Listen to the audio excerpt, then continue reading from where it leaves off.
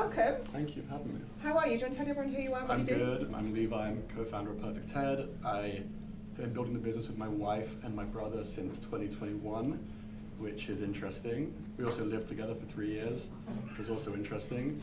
Then we got married and my wife kicked my brother out, so that was also interesting. But I'm usually caught in the middle. In terms of how the business is split, my wife is all things brand and marketing. She makes me wear green, and she's always wearing green.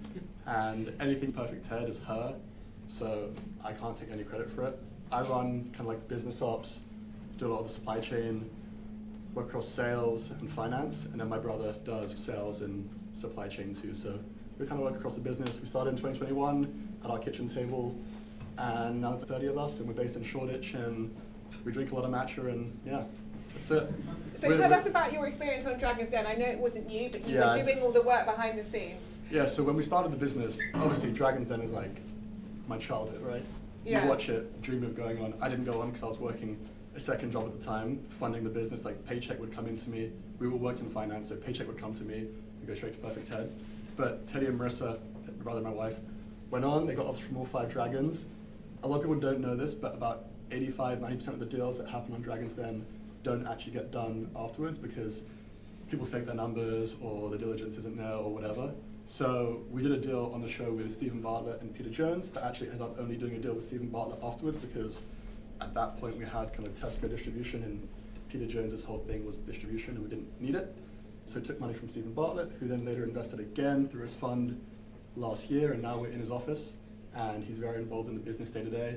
He's a friend and he's our only investor and it works very well. And what difference do you think it's made having him and the profile from Dragon's Den? So Stephen's not involved day to day in terms of decision making beyond just opening doors, which he's very good at, and he gets involved in some creative direction stuff. But Dragon's Den, obviously, they had their like 15 minutes of fame, and you're in front of 4 or 5 million people.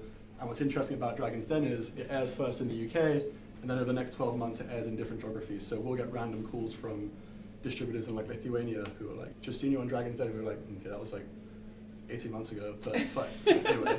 And the kind of like the knock-on effect of Dragon's Den has been so great and has really just, I think, increased our public profiles and yeah, gave us a platform. But the other thing that's increased your public profiles is your mantra of building in public. What does that mean to you and how do you do that? So we're not VC backed, we've been profitable since kind of 18 months. We run our business purely on cash flow, and as a result, we never had a big marketing budget, so we just had to embody the brand and make the brand our own, hence why like we always wear green, hence why we're always holding a can. I should be holding a can. We decided that the only way to do it, and thank you. I'll hold it. Yeah. So we decided to take to social media. At the time we didn't have any budget for meta ads. The cost to acquire customers was high. We only had our energy drinks at the time, which is an expensive product to ship. So we went to the only place we knew because we all came from a finance background, which was LinkedIn.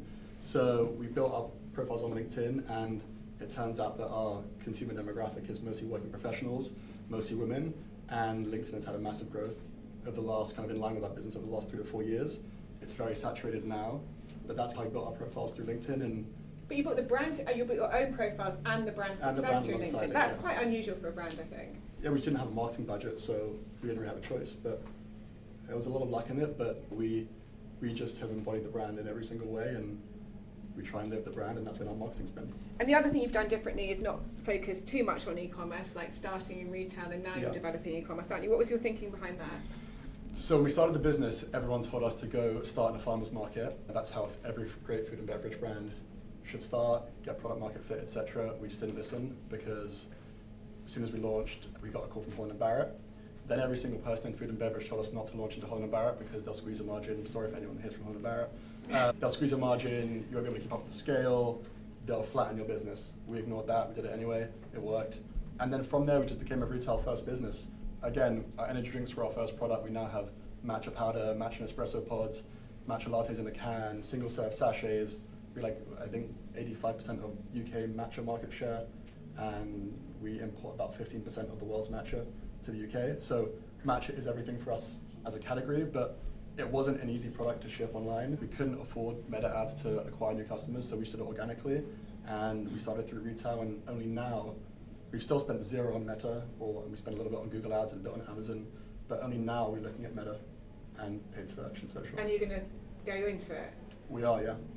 Because I think we have the brand recognition now to do, and we have the product range to do. I think it would be like the fire that we need to ignite our D2C business. And what are some of the toughest things you've had to get over, or challenges you've had so far? Team is the hardest thing. Anyone here who's a founder or senior in a business will tell you team is just the hardest thing. You're dealing with people's livelihoods. And the difficult thing about a business that's grown really quickly like ours is the people who were your first, second, third, fourth hires, who were the most committed, most dedicated, the people that took you from 0 to 1, aren't necessarily the right people that will take you from 1 to 2 or 2 to 3, etc. So having those hard conversations, building a team that is above those early people is really difficult, but we're all on a shared mission, and if people can get behind that and drop the ego, then we'll all get further together. And what's the long-term plan? You are building it towards an exit. What's your sort of goal? What can we expect to see from you guys?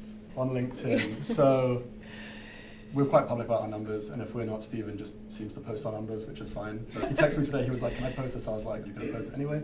Actually, so something interesting is that Stephen, so we do ad reads on Diary CEO, his podcast, and we'll always send him a brief of what to say on the ad read. He just never says that. He says what he wants, but it always works out better. But in terms of the business, with 4 years in, 3.5 years in, we want to get to a £50 million run rate by December. I think we're on our way. And then just keep growing, and then the next step is 100 million, and we'll see where the business takes us. Brilliant. Thank you so much, and everyone make sure you try the samples. Try it. They're not cold, sorry. They're not cold, but thank you, Levi. Thank you so much.